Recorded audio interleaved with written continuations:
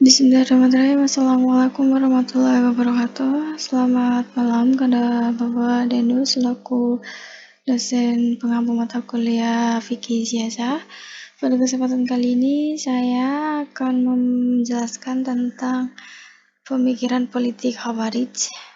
Sebelumnya perkenalkan, nama saya Roma Hidayati dengan NIM 212111132 dari kelas S3I.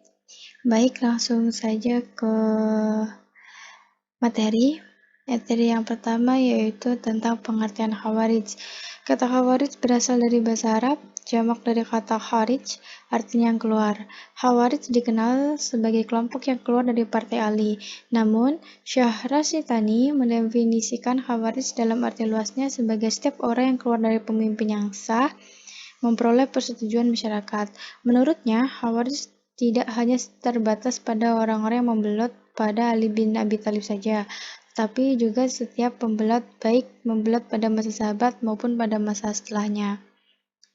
Poin yang kedua adalah sejarah kemunculan Khawarij. Pasca terbunuhnya Khalifah Utsman dalam sebuah tragedi, ketika para demonstran yang sebelumnya mengepung rumah Utsman selama 4 bulan berhasil menguasai rumahnya hingga terbunuhlah Utsman. Kondisi umat Islam pasca itu tidak stabil, bahkan mendekati chaos, sehingga harus ada kepemimpinan baru untuk mengatasi kondisi tersebut. Maka, segeralah dilantik Ali bin Abi Thalib sebagai figur yang paling cocok untuk memegang kepemimpinan. Sejak awal, Ali radhiyallahu anhu menjadi khalifah, sudah dihadapkan tanggung jawab atas berbagai persoalan, yaitu yang pertama, mengusut tuntas atas kasus kematian Utsman, yang kedua, mengatasi sikap Bani Umayyah terutama Muawiyah yang sejak awal menolak kekhalifahan Ali, yang ketiga, menyelesaikan konfrontasi antara umat Islam yang terjadi di penduduk Hijaz melawan penduduk Syam dalam pertempuran bersenjata. Ketika beberapa kali usulan Khalifah Ali untuk melakukan perundingan untuk menghindari peperangan antar sesama kaum muslimin ditolak oleh Muawiyah, maka meletuslah perang Siffin yang tidak bisa terelakkan. Muawiyah lantas mengambil Al-Quran dan memanggil asistennya untuk menyebarkan di antara dua kubu tersebut. Ia berkata, "Keputusan di antara kami dan kalian adalah mushaf ini." Ketika sebagian pasukan Ali mendengar seruan ini, mereka langsung meninggalkan medan perang tanpa memperdulikan komando pimpinan. Mereka mengatakan, Al-Quran telah tiba, kita tidak boleh lagi berperang. Dan sebagian pasukan lain yang masih loyal kepada Ali tidak menghiraukan seruan itu dan menganggap hanyalah tipu muslihat. Kejadian tersebut memiliki efek sangat krusial, sehingga menimbulkan perpecahan dan perselisihan di kalangan kelompok Ali bin Abi Thalib. Hal ini semakin bertambah parah dengan adanya perselisihan terjadi antara dua hakim, seperti yang diceritakan para sejarawan dengan adanya penipuan oleh kelompok Muawiyah yang diwakili oleh Amr bin As terhadap hakim yang dipilih kelompok Ali, yaitu Abu Musa Asy'ari. Dari kejadian tahkim itulah semakin melemahkan pasukan Imam Ali, serta mencetuskan perpecahan yang berlarut-larut. Di antaranya munculnya kelompok Khawarij sebagai aliran oposisi revolusioner pertama dalam sejarah Islam. Bahkan sebagian pakar menyebutnya partai politik pertama dalam sejarah Islam dengan karakter dan pribadi yang khas. Poin ketiga, ajaran dan pemikiran Khawarij. Dari perkataan Abu Hasyim Asy'ari bahwa pemikiran Khawarij dibangun berdasarkan salah satu dari yang pertama, keputusan umum Khawarij terhadap Ali bin Abi Thalib dan para pemimpin sebelumnya berikut tindakan mereka. Yang kedua, kewajiban al-khuruj atau memberontak revolusi terhadap penguasa zalim. Tentang prinsip yang pertama, Khawarij mengakui sahnya pembaitan Khalifah Abu Bakar, Umar bin Khattab, dan bahkan mendukung penuh dua khalifah ini. Kemudian terhadap kekhalifahan Utsman bin Affan, Khawarij hanya mendukung selama 6 tahun pertama masa kekhalifahannya, dan terhadap Khalifah Ali bin Abi Thalib mereka hanya mengakui sebelum peristiwa tahkim. Namun, pasca tahkim mereka membelot bahkan memvonis kafir kepada Sayyidina Ali. Bagi Khawarij tidak ada perbedaan antara maksiat dan kafir. Jadi, takfir atau pengkafiran tampak menjadi corak yang khas dari pemikiran Khawarij. Hal itu merangsang sejumlah pengumuman pemikiran tentang definisi kafir dan iman. Begitu juga tentang definisi-definisi yang lain, maksiat dan tingkat-tingkat maksiat, perbedaan al-fisqu atau fasik dan al-hatta atau salah, dan lain sebagainya yang kemudian mendorong perkembangan pemikiran-pemikiran dalam Islam untuk selanjutnya. Kedua, yang menjadi kekhasan dari pemikiran Khawarij yakni seputar khilafah. Niven Abdul Halik membagi pendapat mereka tentang hal ini menjadi 6 pokok. Yang pertama, proses pengangkatan khalifah hanya bisa melalui pemilihan bebas yang dilakukan masyarakat secara umum, tidak bisa diwakili sekelompok tertentu dari masyarakat. Yang kedua, Khawarij ini sangat fleksibel karena pada awalnya mereka menyuarakan bahwa khalifah merupakan hak setiap Arab yang merdeka.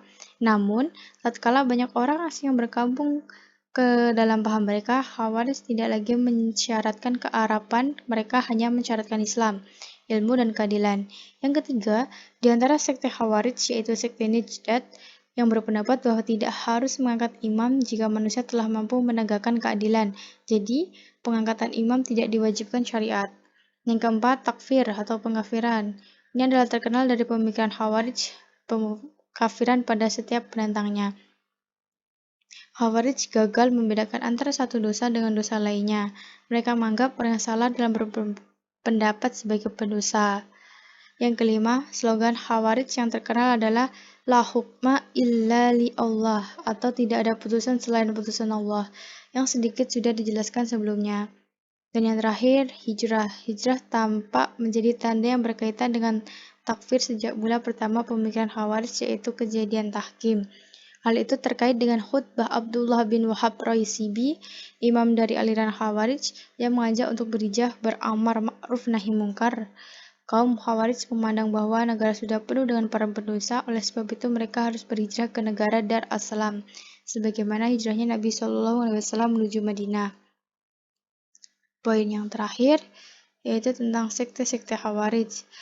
Sekte Khawarij yang pertama yaitu Al-Muhakkimah. Golongan Khawarij asli dan terdiri dari pengikut Ali disebut golongan Al-Muhakkimah.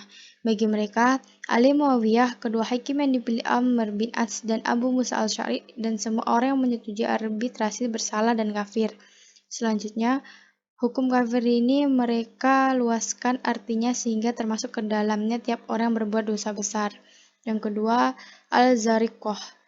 Sekte yang dibidani Nafi ibn al-Azraq, seorang pemimpin pemberani berkepribadian kuat yang diberi gelar Amirul Mukminin. Al-Azariqah termasuk subsekte pertama yang tidak disetujui dengan pula gerakan politik Ansih. Al-Azariqah lantas memperluas aliran sekte mereka pada persoalan teologi. Yang ketiga, Al-Najdat, sekte yang mengikuti model pemikiran Najdah bin Amir al-Hanafi yang mengembangkan doktrin bahwa seseorang yang berusaha besar yang menjadi kafir dan kekal dalam neraka hanyalah orang Islam yang tak sepaham dalam golongannya. Adapun pengikutnya jika mengerjakan dosa besar, betul akan mendapat siksaan, tetapi bukan dalam neraka dan kemudian akan masuk surga. Yang keempat, Al-Jaridah.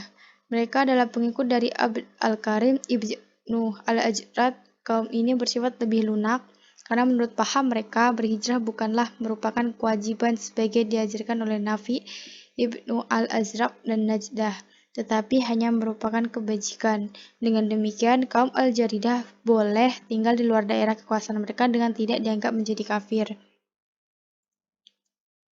Dan yang terakhir, ada Al-Sufriyah. Pemimpin golongan ini adalah Ziyad ibnu al-Afsar. Dalam segi paham, mereka dekat dengan golongan Al-Zariqah dan oleh karena itu juga merupakan golongan yang ekstrim.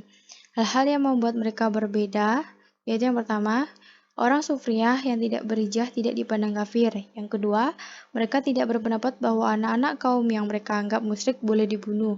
Yang ketiga, tidak semua mereka berpendapat bahwa orang yang berbuat dosa besar menjadi musyrik.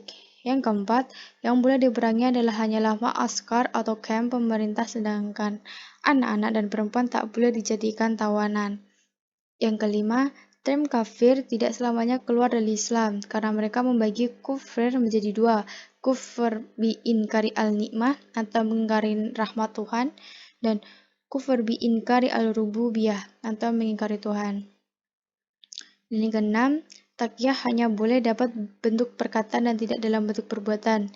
Dan yang terakhir, perempuan Islam boleh menikah dengan lelaki kafir jika demi untuk keamanannya di daerah bukan Islam. Sekte terakhir dalam Khawarij yaitu Al-Ibadiyah. Golongan ini merupakan golongan yang paling moderat dari seluruh golongan Khawarij. Namanya diambil dari Abdullah ibn Ibad yang pada tahun 686 Masehi memisahkan diri dari golongan Al-Zariqah. Di antara ajaran-ajarannya adalah yang pertama, orang Islam tidak sepaham dengan kaum ini tidak dianggap musyrik.